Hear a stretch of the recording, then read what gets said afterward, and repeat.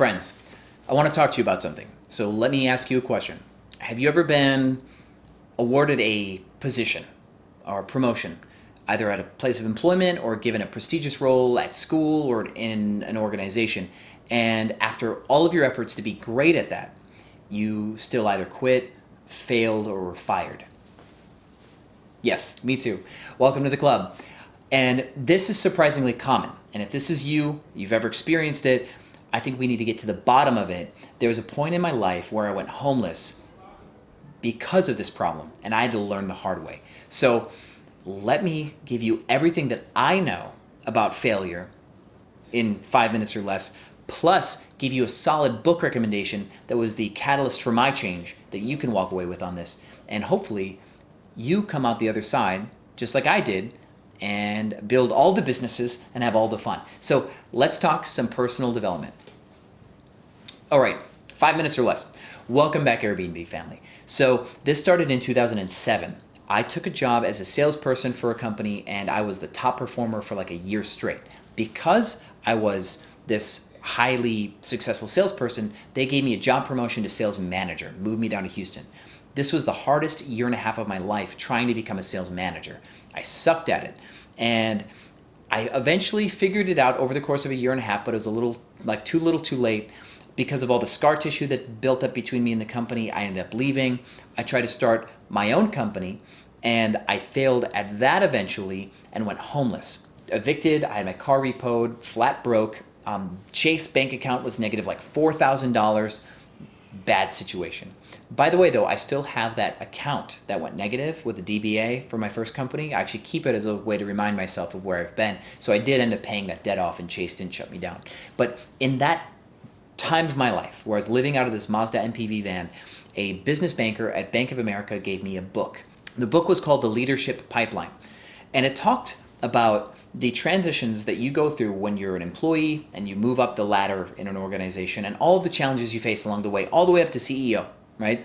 This book helped me forgive myself for being a bad manager and tell me why I was never supposed to be a manager in the first place, right?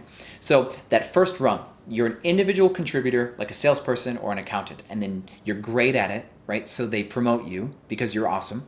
And when you're a manager, it's no longer about you being awesome. You see, you had a high amount of workload or high amount of productivity as an individual contributor because you could manage yourself at that task. You could get a lot of work done, outpace other people. You're more charming as a salesperson, better closer. You're just more organized. You had a better mind for numbers, something like that. These are the things that make you good. But when you get promoted to management, it's not about your work anymore. It's about the other people's work. It's about understanding what's required of that role that you were in. It's a knowledge of the role, helping people acquaint themselves with that role and do good at their task and problem solve, and then delegate out the things that the office needs to be done. This is management. So many of us fail at this because we were top performers before in that role that we're trying to hire people to do. We don't understand why people can't work like we could, or are nearly half as good, or don't want to do the work. So what we do is, to make sure that our office succeeds, we jump in and do the work for our people. Right? How many of you do this, right? You carry the sales quota, or you stay late at the office to do all this extra work, right? It's because you care, and it's because you're good at what you do, and you won't see your organization fail because the people under you can't do the work that they're supposed to, right? But there's a huge gap in understanding here, and let's talk about that gap in understanding because this matters for you. You're good at something. You're the exception to the rule.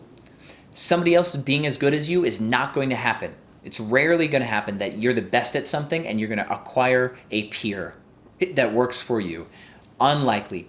You can grow people to be good. If you read that previous book that I recommended, Multipliers, you can get the best out of people, but that doesn't mean that their best is your best. Okay? Understand that. And work with people at their level. And you cannot do people's work for them, because when you do people's work for them, they feel like they've been disempowered, let's make up that word, and they step away from their work. They detach from it because they feel like they're never going to get it right. You're always looming over their shoulder, and it's just never going to happen. They don't have the tools to become good. They don't have the tools to figure it out because you jump in and you do the work for them, right? That's bad. You need to let people fail. You need to ask people questions to get their brains working and let them grow. The Next challenge, or the other large challenge that this book resonated with me on, is once you have moved up in management, right? And now you're given a interdisciplinary role where you're not only managing your salespeople or your sales managers or the accountants or the accounting finance managers, but you're managing it all. You're managing salespeople, accountants, research and development, logistics, everything. The problem here is your bias is that an accountant will think that all the problems in his whole organization can be fixed with finance, right? That's a finance problem or a budgeting problem or something like that. Salespeople are like, well, it's a revenue generation problem or a pipelining problem. Get it? You need to learn to step away from your role and give respect to all of the roles within your organization. Now, this one applies to your Airbnb business. So if you're a subscriber to the Airbnb channel, this is where it comes around to you. You might have found this video for its generic business advice, so stay tuned because this is not only about Airbnb, but this is actionable to my audience. So you're good at something. You either are great at turning over apartments quickly, you can clean a bunch of apartments on your own. You're either good at customer experience, so that way they show up to your home and they love it, right? You're good at customer service, like conflict resolution with guests who are upset because they had a bad flight, because you're an empathetic person. This might be your strength.